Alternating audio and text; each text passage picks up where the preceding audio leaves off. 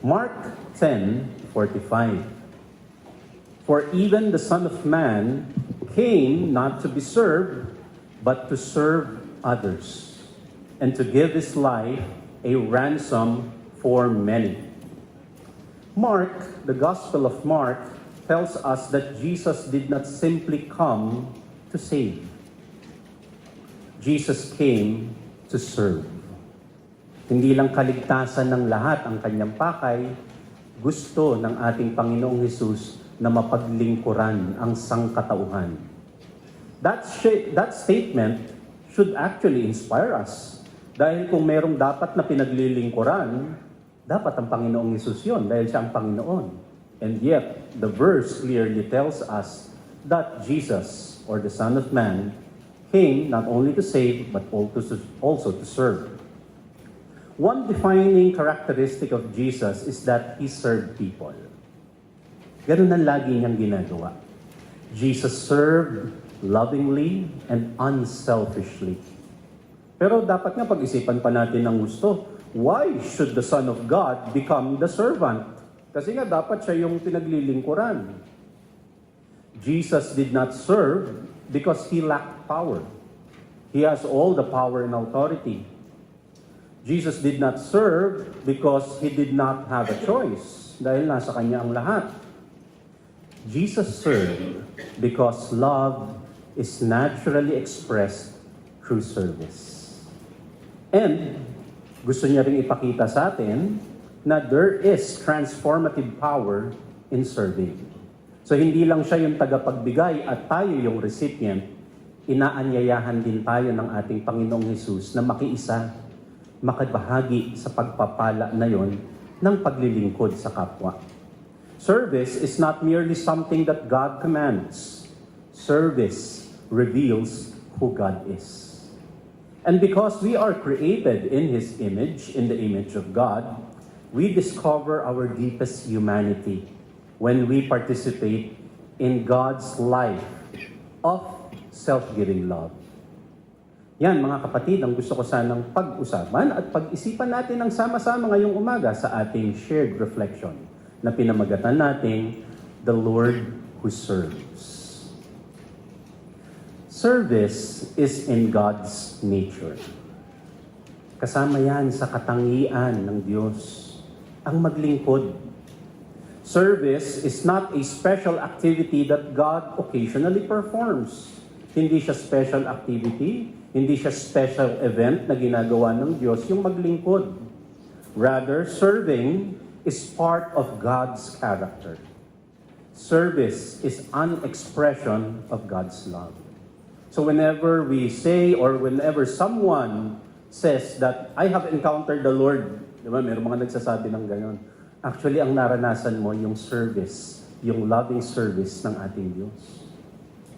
The story of creation, according to Genesis, shows us divine generosity.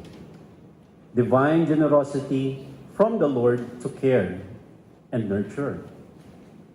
Pagkatapos gawin ng ating Diyos ang lahat ng mga nilikha, ang hayop, ang sangkatao, ang mga tao sa story ng Genesis, ganito yung nangyari. Genesis 1:29-30, sabi ng Diyos sa mga nilikha, I have provided all kinds of fruit and grain for you to eat. And I have given the green plants as food for everything else that breathes, including animals, both wild and tame, and birds. And so it was. Pansinin itong kwento na ito, itong bahagi na ito ng kwento ng Genesis. Pagkatapos lumikha ng Diyos, hindi niya lang basta itinapon ang lahat ng nilikha sa isang lugar tapos bahala na kayo dyan. Pero yung binasa natin, ang sabi, I have provided. I have given. God planned for creation to be served, and to serve each other's purpose. Inaayos na niya. Para nang sa gayon, maibahagi niya ang kanyang pagmamahal sa mga nilikha. The Lord created, the Lord prepared, the Lord provided and blessed all creation. And as I have said, service is part of God's nature. At that should be something that make us think. Kasi, imagine nyo, yung Diyos na sinusundan natin, siya yung naglilingkod sa atin. Siya yung nagpo-provide. Before humanity ever served God, God first served humanity. Kung ang kadalasan nating naririnig ngayon ay paglingkuran ng Diyos, yun ay dahil nauna na siyang maglingkod sa ating lahat. God's protective care and guidance is actually continuous service. So sabi nga, humihinga ka ba ng hangin? Na dadapuan ka ba ng warm sunlight in the morning? Iniikutan ka ba ng tag-araw at tag-init or tag-ulan? Iniikutan ka ba ng lahat ng yan? Lahat ng yan, mga kapatid, service ng Diyos sa ating lahat. Napagpala ka ba? Thankful ka ba sa mga blessing na na-receive mo? Well, service yan ng Diyos sa ating lahat. God's protective care and guidance, that is part of His continuous service. The Lord's higher power oversees the universe. All creation is overseen by God, all human affairs. Lahat ng yan, iniintindi at inaasikaso niya. Tulog na tayong lahat, siya kumikilos para sa atin. God cares for and nurtures us with His kind service day by day. Psalm 23, verse 1 to 3, the Lord is my shepherd. I lack nothing. Yun ang napagtanto tuloy na nagsusulat ng Psalm. Sabi pa niya, He makes me lie down in green pastures, and God leads me beside quiet waters. He refreshes my soul. Imagine, kung meron mga 5-star full-service hotel, tignan mo naman yung description ng Psalm 23. Dahil meron akong tagapangalaga, walang kulang akong nakikita, sabi niyang gano'n. Kada datnan kong lugar, pwede akong magpahinga. Daig ko pa yung matres sa isang 5-star hotel with the green pasture surrounding me. I am totally refreshed at panatag at payapa ang aking kalooban. God also continues to serve humanity and all creation through Jesus. God's nature did not change when Jesus came. As a matter of fact, when the Word became flesh, God revealed even more of His servant nature. Nang magkatawang tao ang Panginoong Hesus, alam natin sa maraming mga pag-aaral at marami ng kwento na inilaan ng ating Panginoon yung kanyang sarili upang magpagaling ng mga may sakit, upang magpalaya ng mga may nabibihag ang isip at puso. Inilaan ng Panginoong Hesus ang kanyang sarili para magkaroon tayo ng liwanag. Lahat ng tao na nakakausap, nakakadaupang palad ng ating Panginoon, binibigyan niya ng pag-asa. Yan lahat pinanindigan ng ating Panginoong Hesus hanggang kamatayan. God revealed His servant nature through Jesus. Colossians 1:16-17, everything was made through Jesus and for Him. The Son was there before anything was made, and all things continue because of Him. The Holy Spirit continues to serve and sustain us, not only those in the church, but even those outside the church. So wag tayong magkaroon ng maling akala na pinabless ako ni Lord kasi pala-attend ako ng church. Kahit naman di ka uma-attend ng church, dinadatnan ka pa rin ng sunrise at sunset.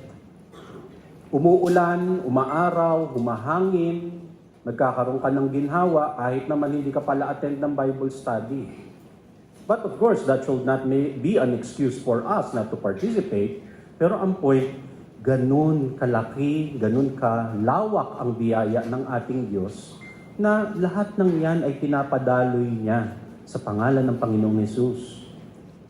While religion calls people to a God who exists to be served, Jesus reveals the Father. The Most High God as the one who continually serves all His creation.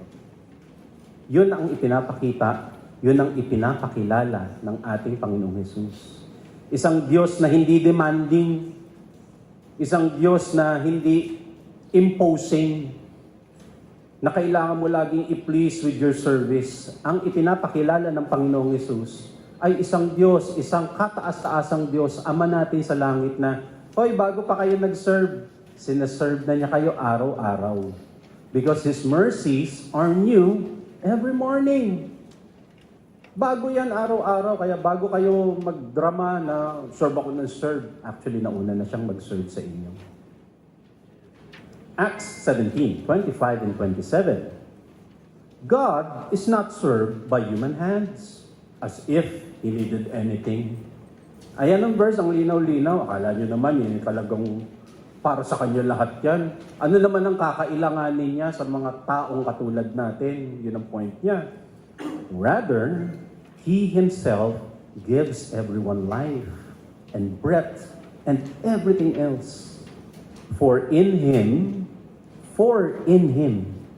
we live and move and have our being.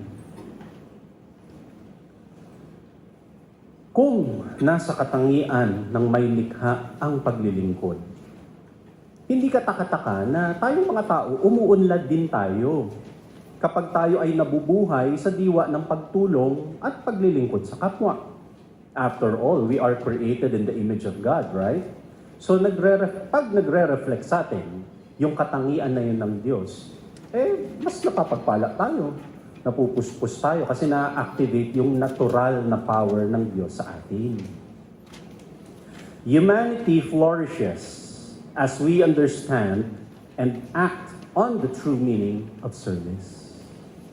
Kung paanong bahagi yan sa pagka-Diyos ng Diyos, ang service, bahagi din yan sa pagkatao ng tao. Modern psychology, for example, consistently helps that, or consistently shows findings that serving others benefits the helper. Napakaraming pag-aaral na ang nagsabi na ang laki-laki, ang dami-daming benefit kapag lumalabas tayo sa ating sarili para tulungan ng ating mga kapwa. Serving others benefits the giver through meaning and fulfillment, through lower sense of loneliness and stronger identity. It even improves emotional well-being. Like I've said, kapag ang isang tao, o tayo bilang tao, lumalabas tayo sa ating sarili para tumulong sa iba, ang daming benefit. Mas nagiging less lonely kasi mas nafe-feel mo yung connection. At pagka nakikita mo na ang puro lang nakikita mo ay ang pangangailangan mo, pagka ikaw ay tumutulong sa ibang tao, nakikita mo, ay meron pa palang mas malalaking mga pangangailangan. Mas nakikita natin sa pamamagitan ng pagtulong na bagaman tayo mismo ay merong mga pagkukulang sa buhay, meron pa rin mga tao na mas masighi ang pangangailangan. Pagka tayo ay nasa posisyon na tayo ay tumutulong, mas nauunawaan natin na, oo, may pagkukulang tayo, mayroong mga pangangailangan, pero meron pa rin mas higit na nangangailangan. At hindi lang yun, nakikita at nauunawaan din natin na kahit ano pa ang kulang at pangangailangan natin sa buhay, mas makikita natin na mas pinagpala ka pa rin. Kasi pwede kang tumulong kahit pa meron kang pangangailangan, meron kang pagkukulang, doon nga sa mas higit na nangangailangan. It's transformative. Purpose is better found in contributing to the greater good rather than just pursuing self-happiness. Ang laki-laking benefit niya. Interestingly, historical archaeology shows us that there are important evidence of how the spirit of service is crucial to human survival. The spirit of service is crucial to the development of humanity and civilizations. gusto kong ipakita sa inyo itong mga collection ng archaeological findings. Sumaglit tayo sa science ng archaeology. Tatlong photo yung nakikita nyo sa screen. Isa-isa from left to right. Yung una nyong nakikita is a skeleton that is actually 1.8 million years old. Ganun katanda. So kung feeling mo, you were born in 1979, hindi ka pa matanda. Kasi yan ang matanda, 1.8 million years old. Yang unang litrato ay isang photo ng toothless elderly person 1.8 million years ago. The second photo is the Cima de los Huesos paralyzed teen. Yan ay buto ng isang teenager 500 years old. Ganon katanda, ganon kaluma, ancient, panahon pa ng mga dinosaur siguro. Yung pangatlong photo ay isang photo ng Kurdistan disabled person. What's the point? Bakit ko siya ipinapakita? Yung unang photo, sabi ko nga kanina, toothless, kasi bago siya namatay, lahat ng ngipin niya, all his tooth, has fell off. Nawala na, bago pa siya namatay. At nakikita na nila yan through using science. Na hindi yung pagkawala ng ipin ang kinamatay niya. Hindi, bago siya namatay, wala na talaga siyang ngipin. Ang point, dapat patay na siya nung panahon na yon dahil hindi siya makakakain. Hindi pa uso ang blender para sa mga senior citizen na pwedeng i-blender yung pagkain. Yung pangalawa, disabled teen, kaya may butas yung bungo. Nakikita niyo pa ba? May butas yung bungo, so dapat yan disabled. Highly dependent kasi walang mobility. According to modern science, na-analyze na nila yan. Pero ang point, bago siya namatay, hindi yan ang kinamatay niya, rather. Hindi yan ang kinamatay niya.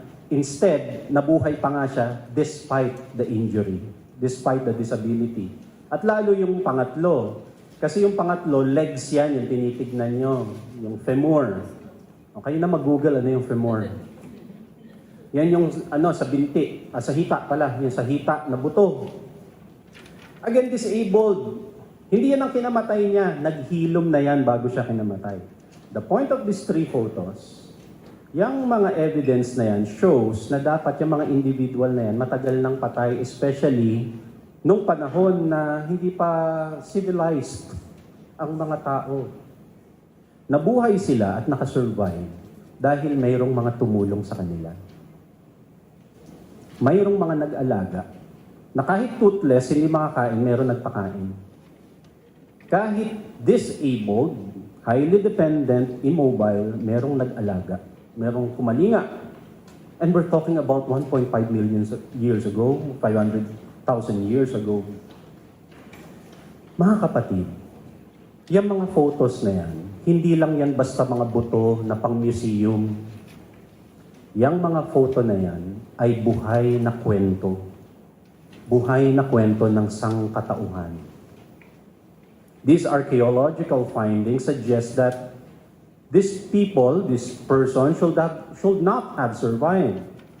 But they survived because someone cared for them. Someone helped them. A community helped them. Compassion and service shaped and defined humanity. Umabot tayo sa estado ng ating buhay ngayon na malawak na ang sibilisasyon, may education, may technology, we have progress, kasi nalagpasan natin yung point ng survival na yan.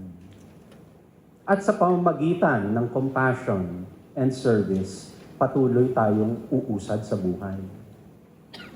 Long before written laws, long before organized religion, human communities survived because people served those who are weak. These archaeological findings point out that humanity's oldest defining trait is not our luxury. It is not our economics. It is not our technology. The true defining trait of humanity that is crucial to survival and development is not all the luxury and progress that we have. What is the true trait of humanity? we refuse to abandon each other in times of need. Yun ang talagang ebidensya na tao nga sila. May pagkatao nga sila. Dahil hindi natin iniiwanan ng isa't isa, lalo na kapag may pangangailangan. Long before we built cities, we built safety nets. We built communities. Natutong magpakatao ang mga tao nung matuto tayo na kalingain at paglingkuran ang isa't isa. At ganito din natin dapat tinitignan ang ating mga sarili bilang isang pamayanan, bilang isang spiritual community, bilang isang pamayanan ng maka-Jesus. Dapat ganito ang pagtingin natin sa ating mga sarili. Narito tayo hindi lang dahil mga talented kasi, o mga resourceful kasi, o mga malalakas kasi ang influence. Hindi yun ang defining trait natin bilang community. Ang totoo, narito tayo, nakakapagpatuloy tayo, nagiging mabunga, nagiging mayabong, dahil nagpapatuloy tayo sa espiritu, sa diwa ng pagtutulungan.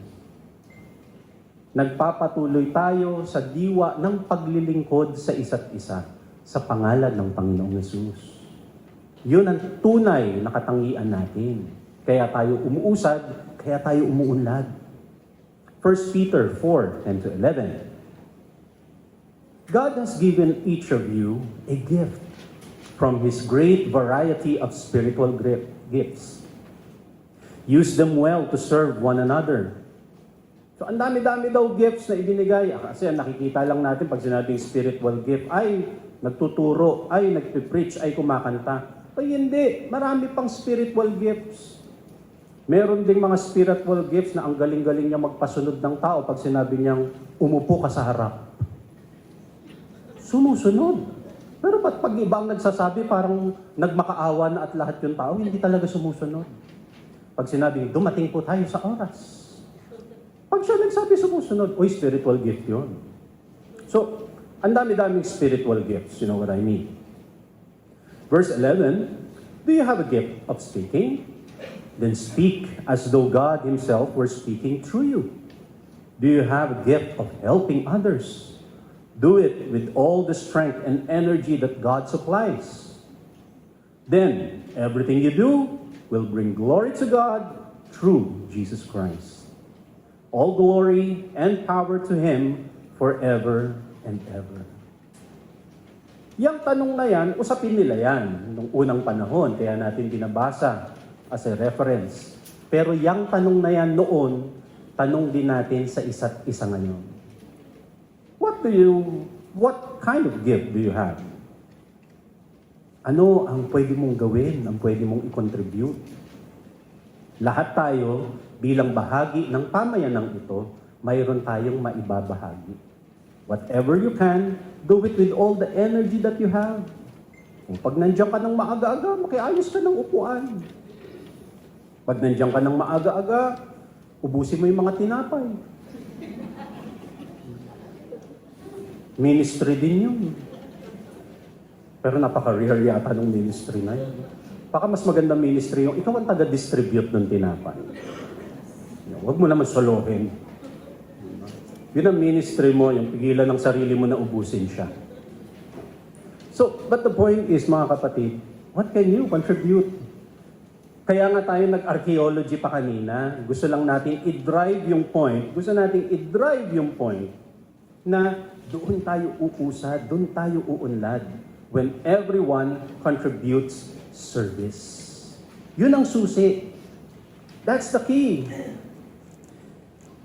And speaking of which, serving in a spiritual community, serving in a church, kailangan na maging malinaw na tinatawag tayo ng Diyos tungo sa paglilingkod at hindi sa pagkaalipin. Nililinaw ko lang yon. When we invite each one of you, when we mobilize each one na maglingkod, service yun hindi slavery. God did not create service God did not create service because humanity fell into sin. Hindi tugon ng Diyos ang service dahil nagkasala ang tao. Baligtad nga eh. Actually, nakorrupt yung pananaw ng service dahil nagkasala ang tao. Hindi yun ang original intention niya. Mayroon kasing mga nade-develop or not-develop na kaisipan na kailangan ko mag-serve to please God.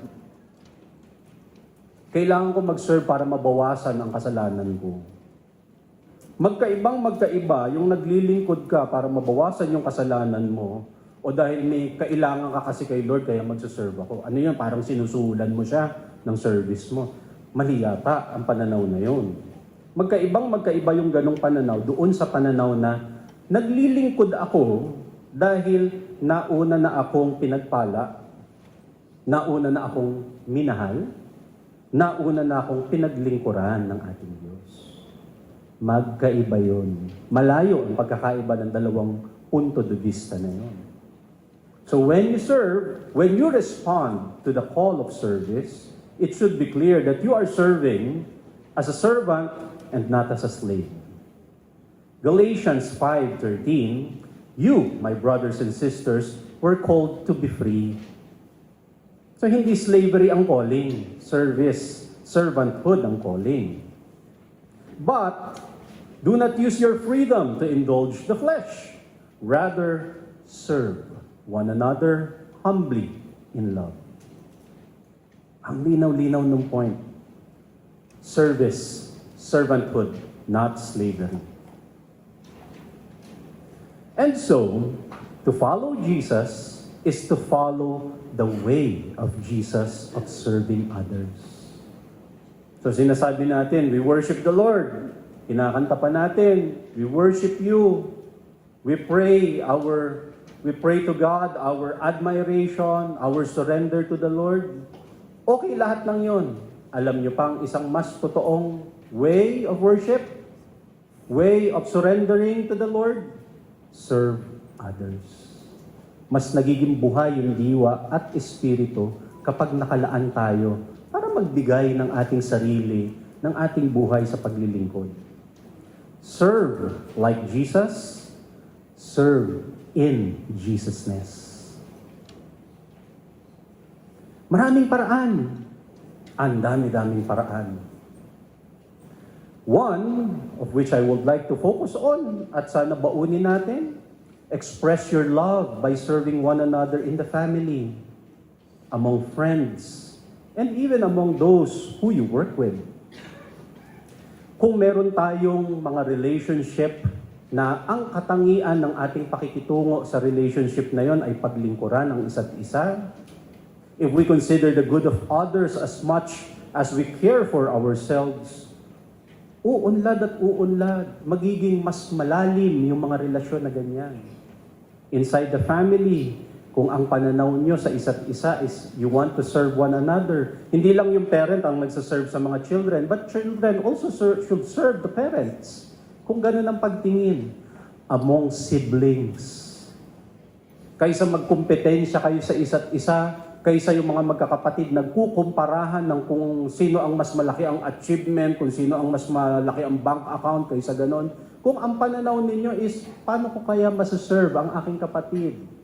Vice versa, of course. Mas magiging malalim ang relasyon at mas magiging maunlad kayo bilang pamilya. Ganon din sa magkakaibigan. Kaysa magkumparahan ng sino na ang mas mataas ang posisyon sa amin sa kanya-kanyang trabaho. Kaysa magkumparahan kayo sino na ang may latest promoted na position o mas malaki ang sweldo. Why not look at it by serving one another and reaching each other? If we consider all these things, we would live in a better world. A brighter world. 1 Corinthians 10:24, try to do what is good for others, not just what is good for yourselves. Ganon ang tamang pananaw. Also, serve those who are in need, especially those who are not able to give back anything. We serve not to earn God's favor, but because we have already received much blessings. Yan ay na-establish na nga natin kanina. Kailangan ko siyang bigyan diin kasi Madalas or natural bilang tao na mas madali kasi na maglingkod doon sa mga tao na alam natin makakapagbalik sa atin. Mas madaling magbigay ng favor, mas madaling tumulong doon sa mga tao na alam natin may mahihita tayo later on. Pero gusto ko rin buksan yung ating isip, yung ating puso sa isang aspeto ng pagtulong. Jesus invites us to serve even those who cannot repay us. Matter of fact, especially those who cannot repay us.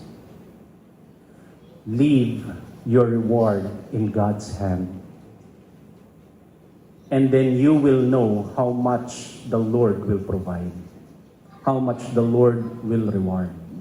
Kasi nga hindi siya makakapagbalik eh. May balance ang universe. Sino magbabalik nun sa'yo? Let the Lord be the judge of that. Yun ang challenge natin sa isa't isa. Know and see kung gaano kagaling mag-balance si Lord ng mga tulong na ibinibigay mo. Lalo tigit doon sa mga hindi makakapagbalik. Hindi rin natin dapat kalimutan, we have to also expose ourselves to serve in the church, to serve in the ministry. Contributing help in the ministry is not always about serving on the stage. Kadalasan nga kasi nakikita nating ministry, yung mga tumatayo sa harap. Napakaraming ministry ang hindi tumatayo sa harap at mahalaga yung kanilang mga contribution. While we see people in front running the program, we must not forget that there are also a lot of work behind the stage. On the floor. Ang dami-dami niyan sa mga prayer room, sa mga studies, sa administration, ang dami-dami kayang kailangan. Lalo ngayon na nababanggit ko lagi, medyo dumadami yung ating population. Ngayon may requirement na tayo for ushers. Kasi dati, nung nagkikita-kita tayo, kilala natin yung 30 mukha na pumapasok. Pagka merong hindi nag-match doon sa mata mo, doon sa 30 na yung kilala mo kagad. Ngayon, kailangan mo na ng AI. Pag nakita mo, sino ito? And as I have said, we need to help. We need to contribute. Ang daming kailangan sa administration at maraming kailangan sa financing. Uulitin ko, ang daming kailangan sa financing. We are lucky na andito tayo sa KMC, sa One Ayala, and it can support our numbers. But can you imagine what if madagdagan pa yan? After message, hindi ko maiwasan yung sarili ko na pumunta sa likuran kasi gusto kong kumustahin yung mga nandun sa dulo. Naiintindihan pa kaya nila yung pinag-uusapan natin dito sa harap. Kagaya ko, malabo yung mata ko, hindi na nakikita yung visual aid natin sa harap from the back. So lahat ng yun, ipinag-aalala natin, not because of anything, but again, ang point ng ating reflection ngayong umaga, we want to serve one another. We want to make sure that when we come here, we will encounter the Spirit of the Lord. We will let the Spirit of the Lord serve us habang nandito tayo. Kaya, kailangan nating magtulungan, mga kapatid. Kailangan nating i-expose yung ating mga sarili. What could be my part in that service? What could be my contribution in running the church? And if I will put it in a more deeper perspective, how can I love the Lord today through my service? Yan ang mga malalalim na tanong. 1 Corinthians 12:5-6, there are different ways to serve the same Lord. And we can each do different things. Yet, the same God works in all of us and helps us in everything we do. Ang dami-daming ministry, avenue for service na pwedeng buksan. Also, one important aspect that we must not forget in serving, we have to serve those in the ministry. So hindi lang tayo basta nagko-contribute, lalo't higit na mag-contribute tayo na tulungan yung mga leaders, yung mga teachers na nasa forefront ng ministry. Kailangan nila ng tulong. Matthew 10:40 to 42, ito naman ang pangako ng Panginoon. Anyone who receives you, receives me. And anyone who receives me, receives the Father who sent me. Nakita niyo yung flow? Ano ngayon ang effect niyan? If you receive a prophet, wag lang natin limit sa prophet, basta any servant of the Lord. If you receive a prophet or any servant of the Lord as one who speaks for God, you will be given the same reward as a prophet. Kasi bahagi ka. And if you receive righteous people because of their righteousness, of their ministration, of their godliness, you will be given a reward like theirs. Kasi nga again, bahagi ka. And if you give even a cup of cold water to one of the least of my followers, you will surely be rewarded. Tubig pa lang yan. But ang point niya, if you do what you can to ease the burden, to make things smoother in the work of God, then you will be blessed. Kasi nga, you will be blessed, hindi lang dahil nasa rewarding side ka, nasa recipient side ka, nagiging bahagi ka na kasi nung kabuuan ng paglilingkod na yun. In other words, serve those who serve you. In Jesus' name and into Jesus' name. Yan, malaking ministry yan. Mga kapatid, mga kaibigan, note that service is not beneath God. Service is not beneath God. Service is actually a character of God. Service is not a special activity that God occasionally performs. Service actually reveals God's love. It reveals God's nature and the desire of the Lord. Ipinakita yan ng ating Panginoong Jesus nung siya ay nagkatawang tao. Mark 10:45, once more, the Son of Man did not come for people to serve Him. Jesus came to serve others. Pansinin niyo mabuti, kahit makalimutan niyo yung maraming mga points natin ngayon, na sana wag kasi nga meron pa tayong mga handouts. Pero gusto ko sanang matanim sa atin ng mabuti. Yung Diyos na sinasamba at sinusundan natin, naglilingkod. Saan ka ngayon nakaposisyon? Dapat sinusundan natin yun. As followers, dapat lang natin sundan yung ginagawa ng sinasamba natin Diyos. God blesses us not merely so that we can enjoy His gifts, but even more so that we can participate in His work. Yung maging kabahagi tayo. There is transformative power in the act of service. Merong nababago sa atin pagka ini-expose natin yung ating sarili sa paglilingkod. All the protection and blessing God has given us is intended so that we may serve one another for the greater good. 2 Corinthians 9:8. God is able to bless you abundantly so that in all things, at all times, having all that you need, you will abound in every good work. Yan palang isang kompletong Bible study na. Bakit ka raw binibless ng Diyos? Or una sa lahat, binibless ka ba ng Diyos? Yes, God is able to bless you abundantly. Pero bakit ka raw binibless ng Diyos? So that in all things and at all times, makapag-contribute ka ng mabuting mga gawa. At nang sa gayon, mapapurihan ng Diyos na siyang nag-bless sa'yo. Reverse the formula. Gusto mong ma-bless. Papurihan mo ang Diyos. Paano mo mapapapurihan ng Diyos? Gumawa ka ng maraming mabuting bagay. Help others, serve. And then you will access that blessing. Sabi ko nga sa inyo, isang buong Bible study na yan palang verse na yan. Nawa, my good friends, my brothers and sisters, magkaroon pa tayo ng higit na kaliwanagan, higit na lakas, para sama-sama naman nating matagpuan ang mga malalalim mga malalalim pang kahulugan, mga malalalim pang layunin, mga malalawak pa na pagpapala sa paglilingkod sa kapwa at sa isa't isa. Lahat ng yan mangyari sa atin, sa isa't isa, sa pangalan ng Panginoong Hesus.